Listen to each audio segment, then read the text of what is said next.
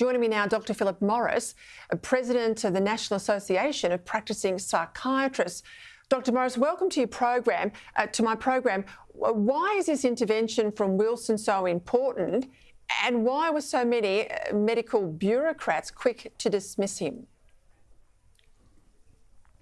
Well, it's important because the doctor is a paediatrician, and he looks after children and young people with this particular condition, and he knows a lot about it. And he's been looking at what's happening overseas, and of course what's happening overseas in countries in Scandinavia and the United Kingdom is that they're being very, very cautious now about using drugs called puberty blockers and cross-sex hormones for children under the age of 18.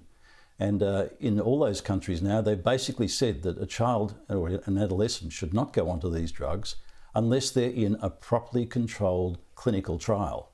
Now, that's very different to what's happening in Australia, where it's much, much more easy to get children onto these drugs through gender clinics and through private doctors, and they're not going into clinical trials the way that the UK and the Scandinavian countries have now decided that they need to, because they need to be much more cautious than before.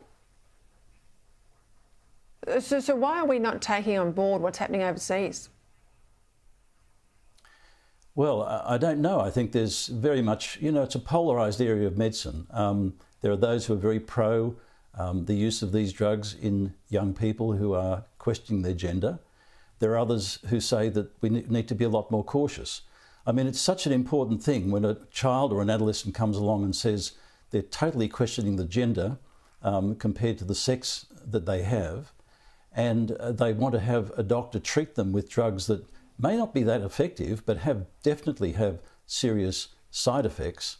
And for a doctor to be in that situation, they need to be very careful. And one of the things they have to do is to really look at the assessment of the individual, try and identify what's bringing them forward at that time. And so doctors have to make a diagnosis, but they have to make a differential diagnosis and identify what other things might be causing this before they choose to put a child or an adolescent on drugs that are likely to change them forever.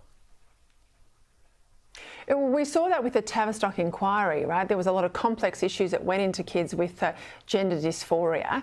I guess the problem is we have this policy now in a lot of medical areas that you must affirm their choice, as opposed to saying, look, is there something else behind it? Well, that's right. You see, the National Association of Practising Psychiatrists, we've put out a guide that says people, and particularly the doctors, need to look into this much, much more closely and identify what other things are behind the presentation of the child. Now, sometimes it'll mean that the child and the adolescent will go on to receive hormones, but we're saying we need to be very cautious about that. And we've put out a guide which is different to the affirmation guide. It's a cautious guide. It certainly respects the child. It's compassionate, and it's available and it's published on our website. So if people just go to napp.org.au, they'll see the guide there. And this offers doctors another way of dealing with this particular clinical condition, and we think this is the best way forward.